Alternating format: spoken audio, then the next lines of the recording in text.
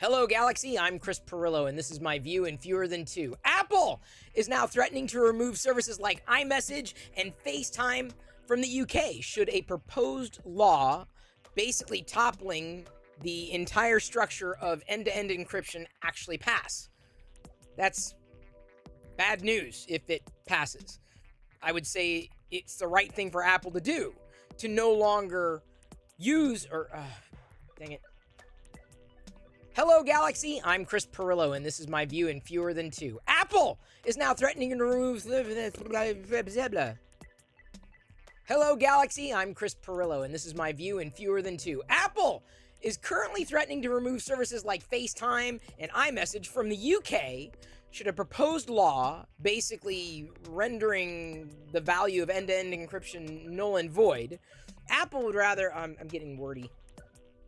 Hello, Galaxy. I'm Chris Pirillo, and this is my view in fewer than two. Apple is now threatening to remove services like FaceTime and iMessage from the UK. No one in the UK will be able to access those types of services should a proposed law actually pass.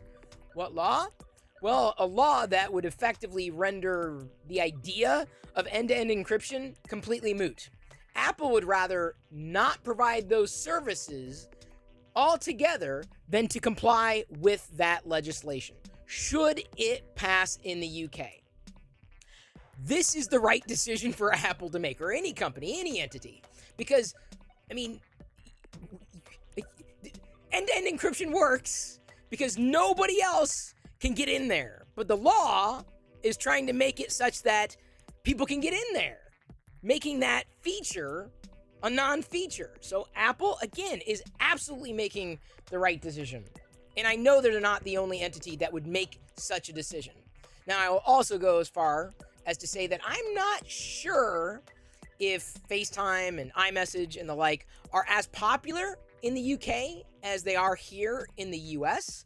To my knowledge, every place that isn't the US has other popular messaging apps, so I'm not sure how much of a hit Apple's going to take with this should the law actually pass. And I wouldn't be surprised if it does.